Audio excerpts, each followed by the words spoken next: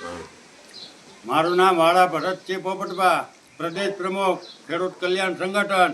અત્યારે છેલ્લા 2 મહિનાથી મહુવા માર્કેટિંગ યાર્ડમાં ડુંગળી, સફેદ ડુંગળી જે છે એના અઠવાડિયું 5 થી 10 દી થાય એટલે ભાવમાં 50 થી 100 થી 200 રૂપિયા ઊંડીનું ગાબડું પડે અને વળી 50 100 200 રૂપિયા વધી જાય, વળી 50 100 200 રૂપિયાનું ગાબડું પડે.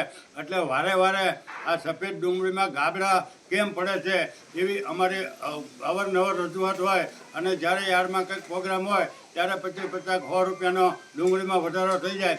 એટલે આમાં ક્યાંક ને ક્યાંક રમત છે.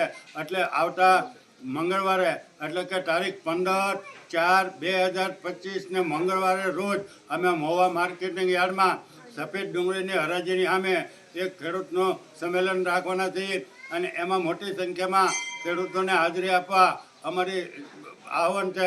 કારણ કે ડુંગળી મહુવા માર્કેટિંગ યાર્ડ છે એ આખા ગુજરાતની અંદર સફેદ ડુંગળીનું એક મોટામાં મોટું સેન્ટર કહેવાય. એનું મુખ્ય કારણ છે કે આખા ગુજરાતની અંદર ડિહાઇડ્રેશન નથી. એટલા ડિહાઇડ્રેશન મહુવાની અંદર 170 જેટલા ડિહાઇડ્રેશન છે. એટલે આને સફેદ ડુંગળીને અને ભાવને કે ઉપરના કોઈ લેવલને કે એને કોઈ લેવા દેવા હોતી નથી. અહીંયા સ્થાનિક લેવલે આ ડુંગળી મહુવામાં જ પીલાવાની હોય. એટલે જ મહુવાની અંદર જે ડુંગળી આવે છે એ ભાવનગર જિલ્લાની આવે છે, મહુવા તાલુકાની આવે છે, આજુબાજુના તાલુકાની આવે છે, આજુબાજુના જિલ્લાની, અમરેલી જિલ્લાની, સુરેન્દ્રનગર જિલ્લાની, રાજકોટ જિલ્લાની, જુનાગઢ જિલ્લાની, ગીર સોમનાથ જિલ્લા વગેરે છે. જામનગર સુધીની ડુંગળી, સફેદ ડુંગળીનું જો મુખ્ય કોઈ પીટું હોય તો એ મહુવા છે. એટલે અહીંયા ખેડૂતોને વેચવા આવવી પડે અને એમાં જ્યારે આવા 2 દી 5 દીએ આવા ભાવની અંદર મોટો જબર ઘટાડો આવે એટલે અમારે આમાં કંઈક એને કંઈક વિચારવું પડે અને ખેડૂતોને જાગૃત કરી અને આને એક લિમિટેડ ભાવ બાંધી દેવા જોઈએ. ડિહાઇડ્રેશનવાળા ને સરકાર બહુ જ્યારે ડિહાઇડ્રેશન બનાવે ત્યારે સરકાર એને 25 થી 30% તો સબસિડી આપે છે અને એ ખોટા બિલ 2 કરોડનું ડિહાઇડ્રેશન હોય તો 4 કરોડના કે 8 કરોડના બિલ પાસ કરી અને લગભગ ડિહાઇડ્રેશન મફતમાં પડે એવું એ કરે છે. એની સામે સરકાર એને વીજ બિલ 7 વર્ષ સુધી માફ આપે છે. એક્સપોર્ટ ડ્યુટી અમુક વર્ષો સુધી માફ કરી દે છે. વિવિધ પ્રકારની સરકાર જે એને સહાય આપે છે એનો મુખ્ય હેતુ એવો સરકારનો હતો કે તમે બધા ઉદ્યોગપતિ કે ડિહાઇડ્રેશનવાળા છો એ ખેડૂતોને કાંઈક ફાયદો કરી દો. હવે ખેડૂતોને ફાયદો કરવાને બદલે આ ડિહાઇડ્રેશનવાળા અત્યારે લૂંટબાજી કરવા મહુવાના જે 170 ડિહાઇડ્રેશન છે એમાંથી અડધાથી વધારે તો કરોડપતિ નહીં પણ કરોડાધિપતિ છે અને લગભગ મોટા ભાગના ડિહાઇડ્રેશનવાળા કરોડપતિ છે.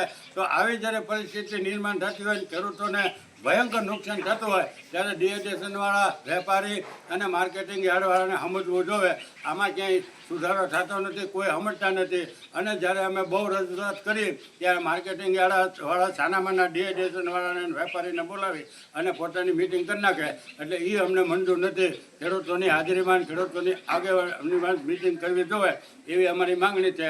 એટલે મંગળવારે અમે જબરજસ્ત ધડાકા કરવાના છીએ અને માર્કેટિંગ યાર્ડમાં ખેડૂતોને ન્યાય મળે ત્યાં સુધી અમે લડત આપવાના છીએ. પણ જ્યારે અમારું બહુ આંદોલન કર્યું ત્યારે ગયા મહિનાની અંદર આ 20-25 દી પહેલાં માર્કેટિંગ યાર્ડના નેતાઓ ગાંધીનગર ગયા અને ગાંધીનગર કૃષિ મંત્રી રાઘવજીભાઈને રજૂઆત કરી પણ કાંઈ રાઘવજીભાઈએ તંબુરો આપ્યો નહીં અને અહીં ખોટા વાહિયાત વાતો કરે કે અમને હકારાત્મક જવાબ કૃષિ મંત્રીએ આપ્યા. કૃષિ મંત્રીએ કાંઈ હકારાત્મક જવાબ અમને જાણકાર વર્તુળો પાસેથી પૂરેપૂરી માહિતી મળી છે કે કૃષિ મંત્રી રાઘવજીભાઈએ આ માર્કેટિંગ યાર્ડના નેતાઓને અને અધિકારીઓને ઉશ્કાવી નાખ્યા કે અહીંયા હું હાલ્યા આવો છો, તમારા મહુવાની અંદર ખેડૂતોને ડુંગળીનો ભાવ દબાવી રાખે છે એની તમે વ્યવસ્થા કરો, 100-200 રૂપિયા દબાવી રાખે એ તમે ખુલ્લા કરાવો એમ કરીને માર્કેટિંગ યાર્ડવાળાને હાંકી કાઢ્યા અને હળધૂત કર્યા જેવી પરિસ્થિતિ કરી. પણ આ હરુક પધારા થઈ અને ફોટા પડાવવા ગયા હતા. કોથમડીને જોડીને પટ્ટી બાંધી એમ પટ્ટીઓ બાંધી અને ખેડૂતોના 25-30 હજાર રૂપિયાનું પાણી ફેરવીને વી આવ્યા. પણ અમે જ્યાં સુધી ખેડૂતોને ન્યાય નહીં મળે ત્યાં સુધી અમારી લડત શરૂ રહે. એટલે મંગળવારે 15 તારીખે 15/4/2025ના રોજ મહુવા, તળાજા, ભાવનગર, અમરેલી, રાજકોટ, સુરેન્દ્રનગર, ગીર સોમનાથ, જુનાગઢ સુધીના તમામ ખેડૂતો અને આગેવાનોને હાજરી આપવા અમારી ભાવભીરું આમંત્રણ છે. અને સાથે સાથે તમામ રાજકીય પક્ષના નેતાઓ અને મીડિયાના તમામ મિત્રોને આ કવરેજ કરવા માટે હાજરી આપી અને ખેડૂતોની ન્યાયની વાત છેક સુધી ગાંધીનગર સુધી સ્થળ ઉપરથી પહોંચાડશું એવી અમારી માંગણી રહેશે. જય હિન્દ, જય ભારત.